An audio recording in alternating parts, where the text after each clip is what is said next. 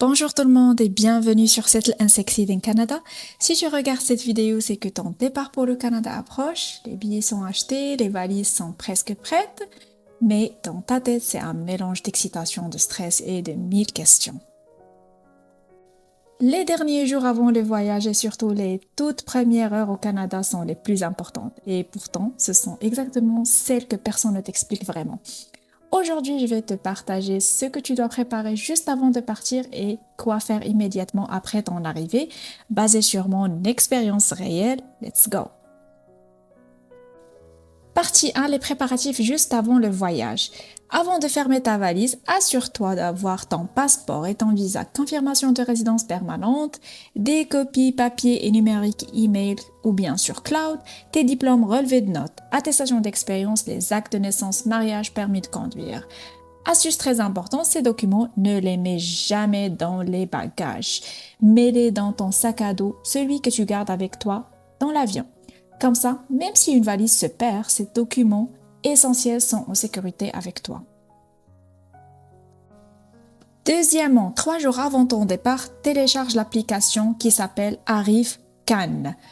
Pourquoi? Je te conseille vraiment de le faire à l'avance parce que tu pourras remplir toutes les informations de ton voyage au calme, sans stress, pas debout à l'aéroport avec les enfants qui courent autour de toi. Arrive Cannes te fait gagner un temps énorme à l'arrivée. Troisièmement, transport depuis l'aéroport. Si tu peux, demande à un ami ou une connaissance de venir te chercher, sinon pas de panique, il y a des taxis directement à la sortie de l'aéroport et le coût revient pratiquement au même. Autre option très importante, avoir une carte bancaire internationale avec une dotation suffisante, afin d'utiliser les applications comme Uber ou Lyft. Le temps d'ouvrir un compte bancaire canadien, parce que la carte de crédit canadienne ne s'obtient pas tout de suite. Quatrièmement, prépare ton argent. Avant de partir, informe ta banque, prévois une carte bancaire internationale, amène ta preuve de fonds en totalité ou plus si c'est permis, prévois un budget pour les premiers mois, ne pars jamais en te disant tout va se régler en quelques jours. Cinquièmement, les vêtements d'hiver, erreur très fréquente.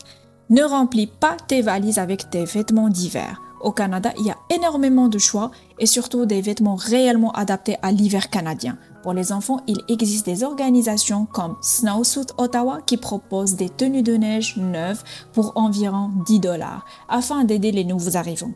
Donc franchement, garde la place dans tes valises et achète l'hiver ici. Sixièmement, prépare ton mental. Avant de partir, accepte une chose importante. Tu vas recommencer presque à zéro, même avec des diplômes, avec ton expérience.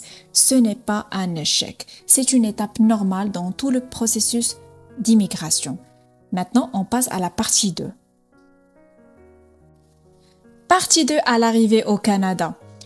À ton arrivée, quand tu rencontres l'agent d'immigration, reste calme, sois honnête, sois clair. Mentir ou cacher des informations peut mettre en danger ton projet d'immigration. Tu dois dire exactement le lieu où tu vas résider, celui que tu as indiqué dans tes formulaires en ligne. Par exemple, si tu as déclaré que tu vas vivre à Ottawa, dis clairement « Je vais aller à Ottawa ». Ne dis jamais « Je vais passer un peu de temps à Ottawa et puis après, je vais retourner à Montréal, au Québec ». Sois précis, rien de plus, rien de moins. Si tout se passe bien, félicitations, tu deviens résident permanent. Tu recevras ta COPR, confirmation de résidence permanente. La COPR devient ta pièce d'identité principale au Canada. Même quand tu recevras plus tard ta carte de résidence permanente, garde-la précieusement. Les premiers jours au Canada, maintenant je vais te donner l'ordre exact des choses à faire dès ton arrivée.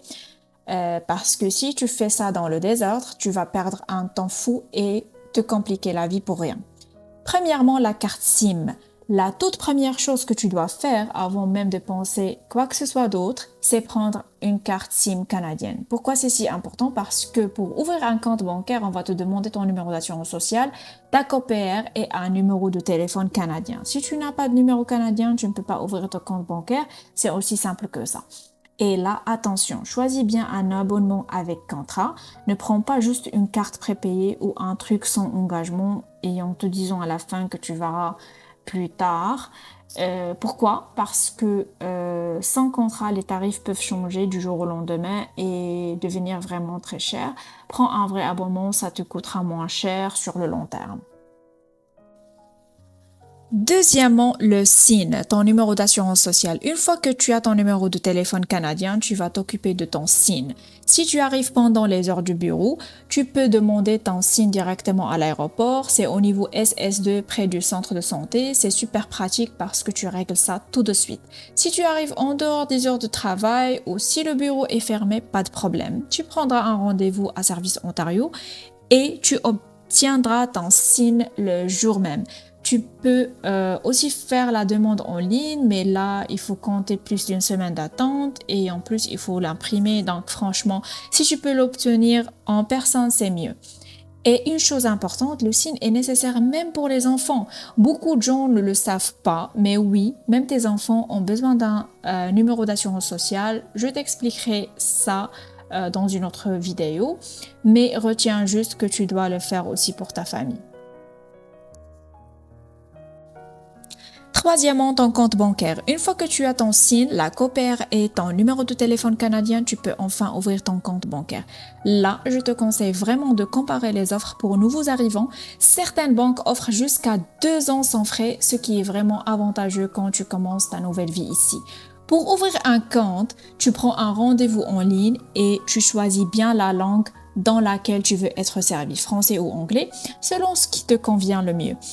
Ne te présente pas juste à la banque sans rendez-vous en espérant qu'ils vont te recevoir tout de suite. Prends rendez-vous, ça te fera gagner du temps. Troisièmement, le logement. Pour le logement, si tu as réussi à trouver un logement avant d'arriver, bravo et j'espère que l'astuce qu'on a partagée dans notre ancienne vidéo t'a aidé pour ça. Si tu n'as pas encore trouvé le logement, ne te panique pas. On a fait une vidéo complète sur comment trouver un logement rapidement au Canada, même à distance. Le lien est dans la description, va le regarder, ça va vraiment t'aider. Quatrièmement, les écoles pour les enfants. Si tu as des enfants, tu vas devoir les inscrire à l'école. En Ontario, il existe 2 types de conseils scolaires. Il y a le conseil scolaire public et le conseil scolaire catholique qui existent tous les deux en français et en anglais. Personnellement, je te recommande le conseil catholique. Pourquoi? Parce que d'après mon expérience, ils sont plus sérieux, plus structurés et les enfants, ils sont souvent plus disciplinés.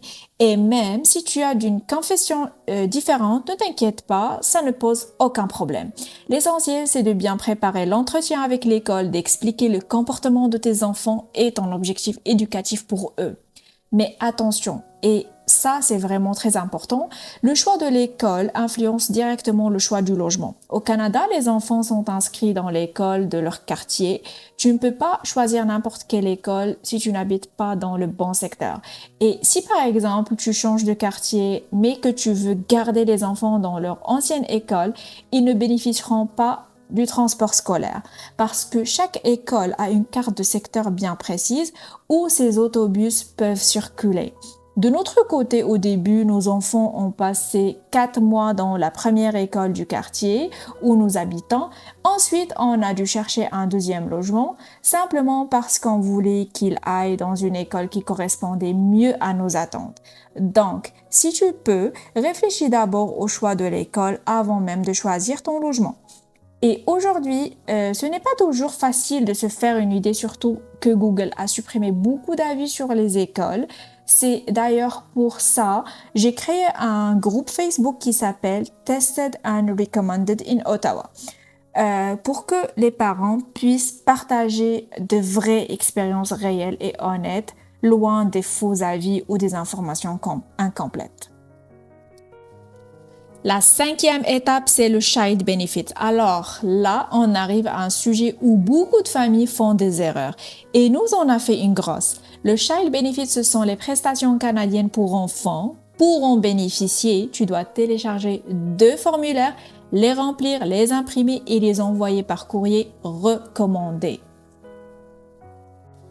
Et là, fais très attention, vérifie toujours que Post Canada n'est pas en grève avant d'envoyer tes documents parce que si c'est le cas, utilise plutôt UPS DHL ou un autre service fiable. Je connais des familles dont les documents ne sont jamais arrivés parce qu'ils n'ont pas été envoyés en recommandé. Résultat, 4 mois de retard pour recevoir les prestations. Notre erreur à nous, c'est qu'on a fait la demande en ligne.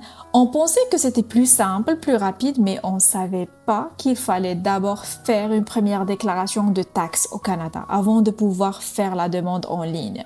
Résultat, on a perdu beaucoup de temps. 2 mois après, on a reçu un appel qui nous a appris qu'il fallait finalement remplir les formulaires en papier. Les formulaires dont tu as besoin, c'est le formulaire RC66, qui est la demande de prestations canadiennes pour enfants, et le deuxième formulaire RC66SCH, qui concerne le statut au Canada et les renseignements sur les revenus. On aurait pu éviter tout ce retard si on avait su ça dès le début. Toi maintenant tu le sais, alors ne fais pas la même erreur que nous. La troisième partie est ce que personne ne te dit. Tu sais, il y a quelque chose dont personne ne parle vraiment et pourtant c'est peut-être le plus important. Les premières semaines au Canada, elles peuvent être vraiment difficiles. Pas juste difficiles au niveau administratif ou logistique, mais émotionnellement difficiles.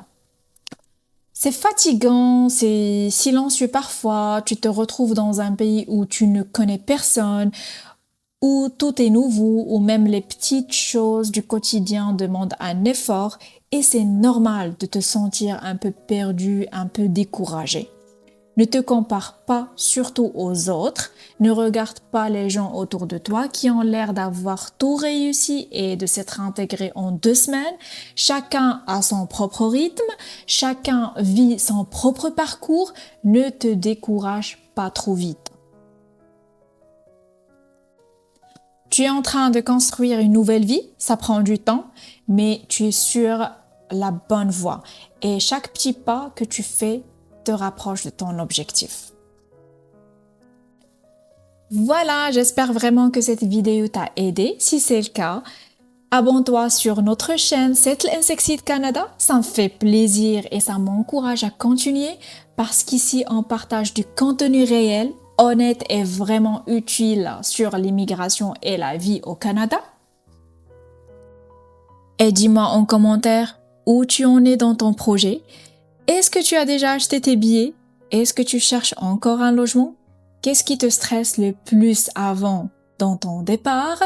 J'aimerais vraiment savoir et je lirai tous vos commentaires. Et bien sûr, je peux vous répondre. N'oublie pas, on avance ensemble dans cette aventure et à très bientôt dans la prochaine vidéo.